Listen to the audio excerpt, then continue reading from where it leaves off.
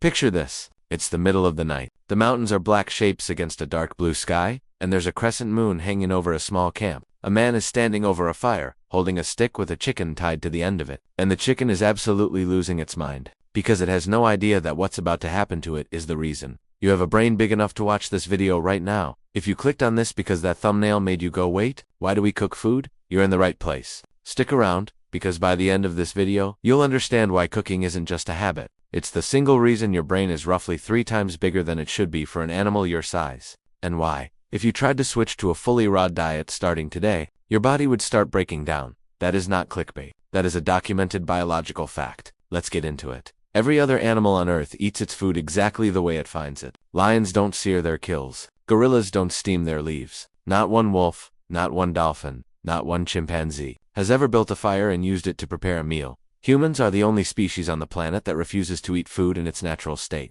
And here's the part that makes it even stranger. Every single human culture that has ever existed, on every continent, in every climate, from the Arctic to the equator, cooks its food. Not most cultures. All of them don't think about how rare that actually is. Language varies wildly between groups. Tool use, in some basic form, shows up in other species. Art, religion, trade, none of these are universal in the way cooking is. Cooking is the one behavior every human being on Earth shares, and it didn't stay a preference. Somewhere along the way, it became a biological requirement. No other animal on the planet is physically dependent on a technology it invented. Look at your own body for a second. Your jaw produces only a fraction of the bite force a chimpanzee's does. Your teeth are small. Your enamel is thin. Your intestines are dramatically shorter than those of our closest primate relatives. None of that is a design flaw. It's a blueprint, a physical record of the fact that, at some point, your ancestors' bodies were completely rebuilt around the assumption that food would already be cooked by the time it reached their mouths. So, the real question isn't why does cooked food taste better? It's this. Who was the first person, or the first hominin, to eat something scorched by fire, recognize it as something better, and unknowingly set off a chain reaction that would reshape the entire future of our species? To understand how enormous this moment was, you need to see what life looked like before it. About 2 million years ago, our ancestor Australopithecus was living essentially like a modern chimpanzee. Wild fruits, tough, fibrous roots, bark, insects, the occasional scrap of meat, if the opportunity came along. That diet came at a brutal cost. Wild chimpanzees today spend nearly half of every waking hour doing nothing but chewing, not resting, not socializing, not hunting, just grinding fibrous plant matter between their teeth, hour after hour. Because raw food releases its calories reluctantly.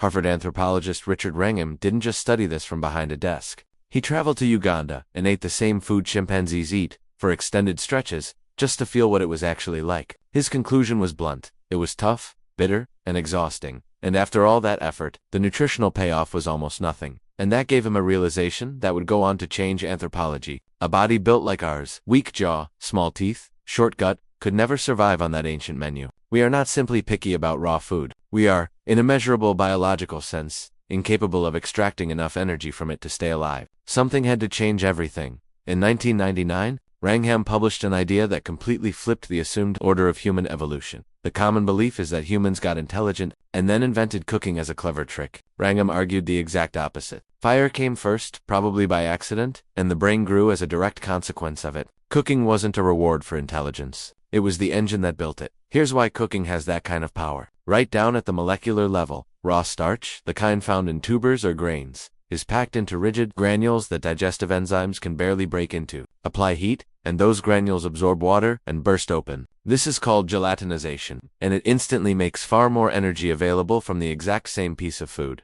Raw meat is a different challenge. It's bound together by tough structural fibers like collagen, which shrug off even strong stomach acid. Heat unravels those fibers through a process called so your enzymes can break the protein apart almost effortlessly. On top of that, heat neutralizes many of the natural toxins that plants and animals evolve specifically to discourage being eaten. And the browning on cooked food, the Maillard reaction creates new compounds that your intestine absorbs quickly and efficiently. Put it all together, and cooking stops being a culinary choice and becomes something closer to outsourced digestion. Fire does the hard chemical work before food ever reaches your mouth. Side-by-side studies comparing identical cooked and raw meals consistently show the cooked version delivering dramatically more usable energy, a difference that, in a world of scarce food, was the line between surviving and starving. Now think about time. Wrangham estimates that our ancestors, before cooking, spent close to half of every day just chewing. Once cooked food became normal, that dropped to roughly the 1 hour a day modern humans spend eating. That's 4 or 5 extra hours recovered.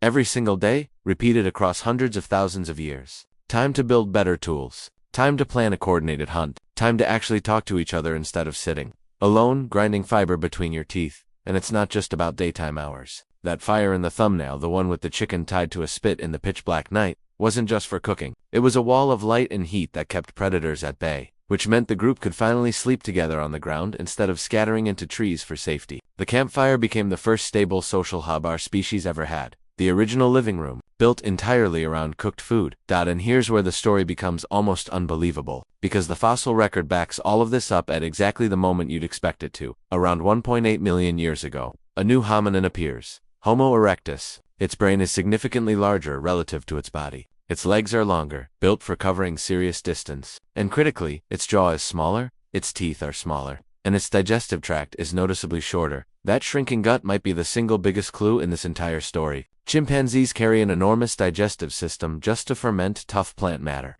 and that system is metabolically expensive to maintain. It demands a huge blood supply just to keep running. In Homo erectus, that organ shrinks because fire is already doing a huge share of the digestive work outside. The body. In biology never gives anything away for free. Whatever energy was saved by that smaller gut had to go somewhere. It went straight into building a bigger brain. Your brain alone burns about 20% of your body's total resting energy. Gram for gram, it costs roughly 9 times more to run than muscle tissue. It is, without question, the most expensive organ in your body. Brazilian neuroscientist Susana Herculano Hausel actually calculated what it would take for a gorilla to grow a brain the size of ours while staying on a fully raw diet. Her answer? It would need to spend 10 or 11 hours a day doing nothing but eating. In the real world, outside a lab, that's simply not survivable. Meanwhile, in labs at Harvard, mice fed cooked meat gained significantly more body mass than mice fed the exact same quantity of raw meat. Same ingredients, same amount, completely different outcome in cooking. Was the only variable that changed. So where's the actual physical proof that fire was in use this early? Ash deposits at Wonderwerk Cave in South Africa date back roughly 1 million years. Even more convincing is Qesem Cave in Israel, where archaeologists uncovered repeatedly used hearths dating to around 400,000 years ago, surrounded by animal bones with cut marks and clear signs of heat exposure. Not a one-off campfire. A space built and reused, again and again, specifically for cooking.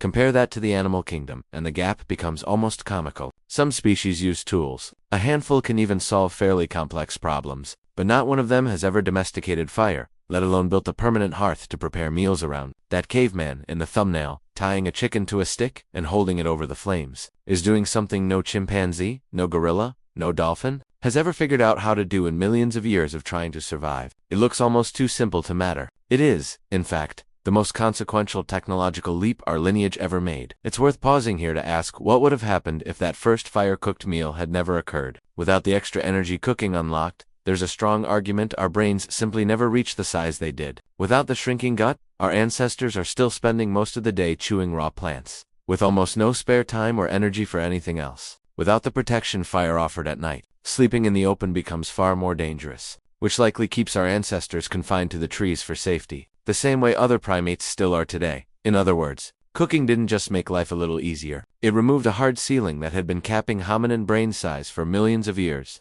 Once that ceiling lifted, evolution had room to build something genuinely new. Here's the sentence that should genuinely stick with you. Today, a completely raw diet, even one that's carefully planned and technically safe, reliably causes weight loss and disrupts reproductive function in modern humans. That's how far our bodies have moved from the row-eating ancestors we started as. Going back isn't a lifestyle choice anymore. It's a threat to survival. So picture that caveman again, standing in the dark by his fire, chicken tied to a stick, having absolutely no idea what he's actually doing. He's not just making dinner. He is, without realizing it, performing the single most important act in the entire history of our species. The one that built the brain you're using to process this sentence right now. If this blew your mind, the next video on this channel goes even deeper into what almost wiped our ancestors out before fire ever existed. Subscribe so you don't miss it.